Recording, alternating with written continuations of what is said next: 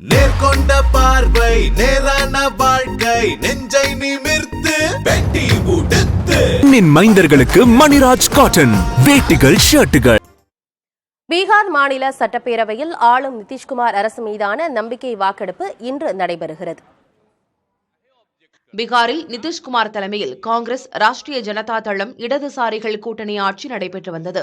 துணை முதல்வராக லாலு பிரசாத் யாதவின் மகன் தேஜஸ்வி யாதவ் இருந்தார். இந்த கூட்டணியில் இருந்து விலகிய நிதிஷ்குமார் பாஜகவுடன் கூட்டணி அமைத்து புதிய அரசை அமைத்தார். மீண்டும் முதலமைச்சராக பதவியேற்ற நிதிஷ்குமார் சட்டப்பேரவையில் தனக்கு இருக்கும் பெரும்பான்மை பலத்தை நிரூபிக்க ஆளுநர் உத்தரவிட்டிருந்தார். அதன்படி பீகார் சட்டப்பேரவையில் நிதிஷ்குமார் அரசு மீதான நம்பிக்கை வாக்கெடுப்பு இன்று நடைபெறவுள்ளது. பீகார் சட்டசபையில் மொத்தமுள்ள 243 சட்டமன்ற உறுப்பினர்களில் தனித்து ஆட்சியமைக்க 122 எம்எல்ஏக்களின் ஆதரவு தேவை.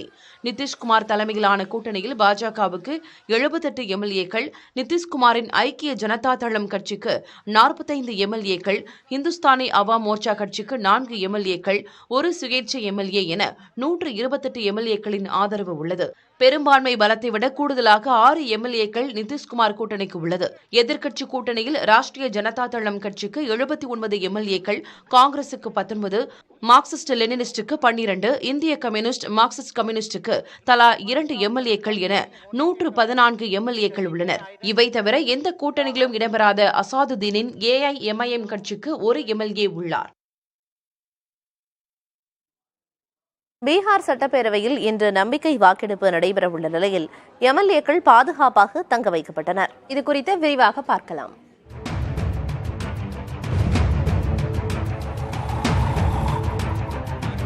பீகாரில் ஆளும் நிதிஷ்குமார் அரசுக்கு எதிராக இன்று நம்பிக்கை வாக்கெடுப்பு நடைபெறவுள்ளது. இதனால் எம்எல்ஏக்கள் கட்சி தாவுவதை தடுக்கும் வகையில் ஆளும் கூட்டணி மற்றும் எதிர்க்கட்சி கூட்டணிகள் தங்கள் எம்எல்ஏக்களை பாதுகாப்பான இடத்தில் தங்க வைத்துள்ளனர். எதிர்க்கட்சியான ராஷ்டிரிய ஜனதா தள தலைவர் தேஜஸ்வி யாதவ் தங்கள் கட்சி எம்எல்ஏக்களை பாட்னாவில் உள்ள தனது வீட்டில் தங்க வைத்திருக்கிறார். அங்கு எம்எல்ஏக்கள் சிலர் கிரிக்கெட் விளையாடும் காட்சிகள் வெளியாகின. இதனிடையே எம்எல்ஏக்கள் தங்கியுள்ள தேஜஸ்வி யாதவின் வீட்டின் அருகே ஏராளமான காவல்துறையினர் குவிக்கப்பட்டதால் பதற்றம் நிலவியது. இதனையடுத்து தேஜஸ்வி யாதவின் ஆதரவாளர்கள் பலரும் அவரது வீட்டின் அருகே குவிந்து ஆதரவு முழக்கம் எழுப்பினர். இந்நிலையில் நிதிஷ்குமார் கூட்டணி எம்எல்ஏக்கள் பாட்னாவில் உள்ள நட்சத்திர விடுதிக்கு நள்ளிரவில் இடமாற்றம் செய்யப்பட்டனர். இதனிடையே தேஜஸ்வியின் வீட்டின் அருகே காவல்துறை குவிக்கப்பட்டிருப்பது குறித்து ராஷ்டிரிய ஜனதா தளம் கட்சி தனது சமூக வலைதள பக்கத்தில் விமர்சித்துள்ளது. அதில் தேஜஸ்வி யாதவின் வீட்டை சுற்றி ஏராளமான காவல்துறையினரை நிதிஷ்குமார் அனுப்பி வைத்துள்ளதாக குற்றம் சாட்டியது. காவல்துறையினர் ஏதாவது காரணம் கூறி வீட்டிற்குள் நுழைந்து விரும்பத்தகாத செயலில் ஈடுபட முயற்சிப்பதாகவும் அந்த பதிவில் குற்றம் சாட்டப்பட்டுள்ளது. நிதிஷ்குமார் மற்றும் காவல்துறையின் அடக்குமுறையை மக்கள் பார்த்துக் கொண்டிருப்பதாகவும், சித்தாந்தத்திற்கு எதிரான இந்த போராட்டத்தில் நிச்சயம் நாங்கள் வெற்றி பெறுவோம் எனவும் ஆர்ஜேடி கட்சியின் சமூக வலைதள பதிவில் குறிப்பிடப்பட்டுள்ளது.